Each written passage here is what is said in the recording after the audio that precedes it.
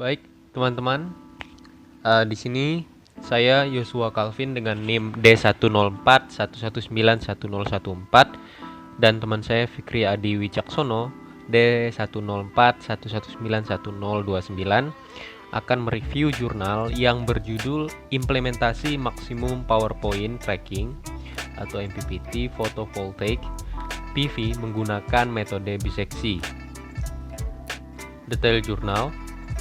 Jurnal berjudul Implementasi Maksimum PowerPoint Tracking atau MPPT Photovoltaic PV menggunakan metode biseksi. Jurnal yaitu Diploma Tesis Institut Teknologi 10 November tahun 2018. Penulis Wahyudi Bimantara Parlaungan, NRP 103 115 0000098. Pengamat 1. Fikri Adi Wicaksono D10411911029.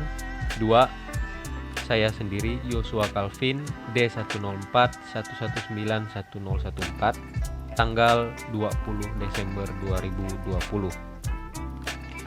Tujuan penelitian: A. Merancang maksimum PowerPoint tracking pada PV menggunakan metode biseksi. B. Membuat rangkaian boost converter pada MPPT. C.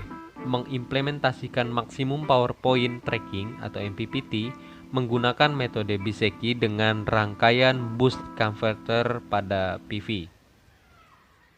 Subjek penelitian ini adalah fotovoltaik sebagai jenis pembangkit listrik bertenaga surya, yang dimana PV ini akan dioptimalkan kinerjanya dengan menggunakan alat microcontroller untuk mengoptimalkan kerja dari PV.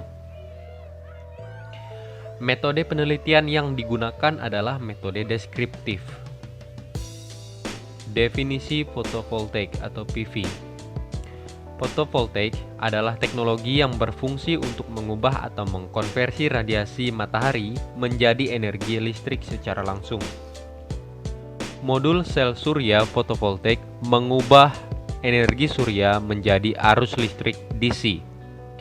Arus listrik DC yang dihasilkan ini akan dialirkan ke dalam akumulator untuk mengisi daya agar bisa menyalakan energi listrik pada malam hari. Definisi maksimum PowerPoint tracking atau MPPT. Maksimum PowerPoint tracking adalah metode yang menjamin daya yang dihasilkan dalam sistem fotovoltaik dioptimalkan dalam berbagai kondisi. Desain kontrol MPPT digunakan untuk mencari titik daya maksimum dengan menaikkan dan menurunkan tegangan menggunakan konverter DC-DC. Definisi metode biseksi. Metode biseksi merupakan salah satu metode tertutup untuk menentukan solusi akar dari persamaan nonlinear. Konsep metode biseksi adalah metode tabel, di mana areanya dibagi menjadi dua bagian. Akar-akar persamaan nonlinear dicari melalui proses iterasi. Penjelasan selanjutnya akan dijelaskan oleh teman saya Fikri Adi Wicaksono.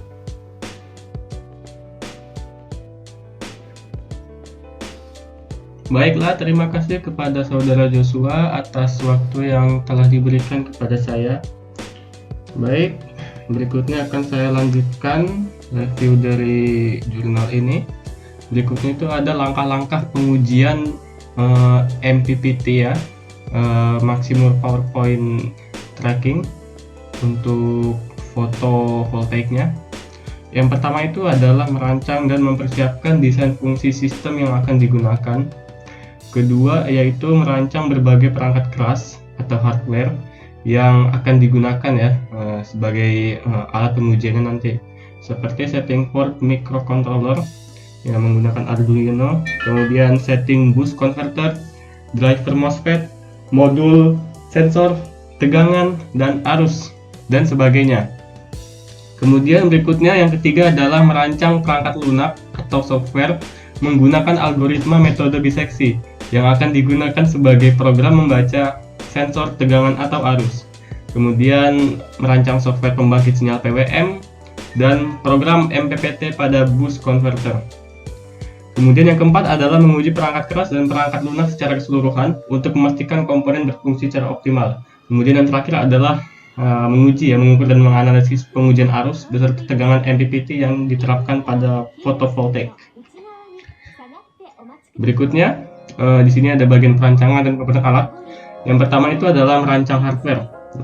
Hardware yang pertama itu adalah papan rangkaian, di mana papan ini digunakan sebagai tempat untuk meletakkan semua rangkaian kelistrikan yang diperlukan agar mempermudah dalam mengalirkan listrik serta memberikan kenyamanan dalam perawatan apabila terjadi masalah dalam uji coba. Kedua itu adalah hardware setting port microcontroller yang digunakan sebagai maximum power point tracking ya, MPPT-nya. Salah satu yang digunakan adalah Arduino Uno. Kemudian yang ketiga adalah bus converter. Ya, rangkaian ini digunakan untuk menstabilkan tegangan dan untuk menaikkan tegangan voltavek PV yang keluar. Kemudian yang keempat, driver MOSFET. Rangkaian ini digunakan untuk menghubungkan rangkaian kontrol dengan MOSFET. Kelima ada modul sensor tegangan, ya, di mana modul ini berfungsi sebagai konversi tegangan fotovoltaik agar dapat dibaca oleh kita.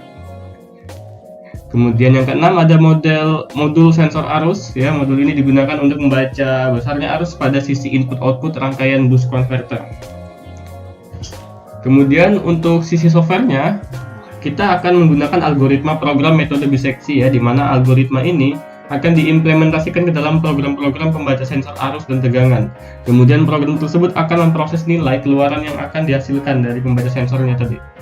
Kemudian kedua, kita merancang program pembangkit PWM pulse width modulation, di mana program ini bekerja ya sebagai pengatur tegangan dengan mengubah atau mengatur periode on pada tegangan berfrekuensi dengan periode frekuensinya itu sendiri yaitu tetap atau sama.